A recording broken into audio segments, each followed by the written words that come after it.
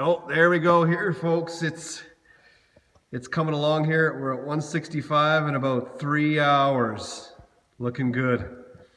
All right, everybody. Here's the finished product of the Canadian bacon. So I just came back from Bruce and Wilma's place. Smoked them up. It ended up being around 4.5 hours for the smoking process.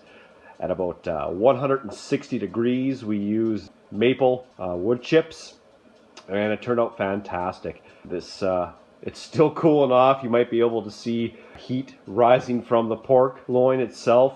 So we got Canadian bacon, folks. Sorry for the footage. I wish we could have got more smoking footage, but me and Bruce, we ended up drinking too much rye whiskey. We kind of forgot about the whole video aspect of things. Yeah, so here's the finished product. I'm back home now. So right now I'm just going to let them cool off till they're totally cooled down before I package them up, or else we're just going to get ice crystals in the packaging, so we don't want that. If you get ice crystals in your packaging, it leads to freezer burn, so we're going to avoid that if we can. As you can see, I did end up tying these pork loins yesterday. I ended up tying these guys because as you turn them every day or every other day, I noticed that when whoever was butchering these pork loins, he kind of sliced right into them in certain places, and they were kind of falling apart after the curing process, right? I wanted to tie these. So this is the finished tied product.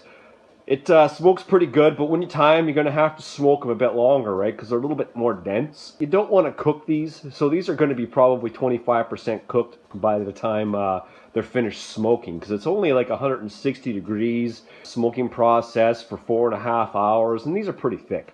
You don't want to cook these. That's the key, right? You know, you want to cure them, and curing them for I actually cured these for about 7.5 to 8 days. I cured them Thursday afternoon, and today's Friday.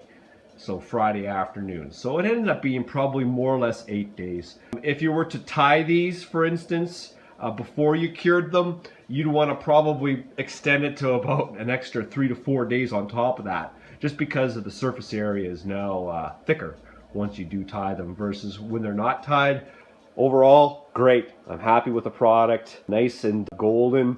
And these are going to be great Canadian bacon. It's going to be nice and lean, full of flavor.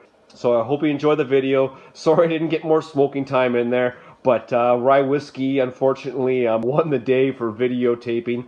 It is what it is.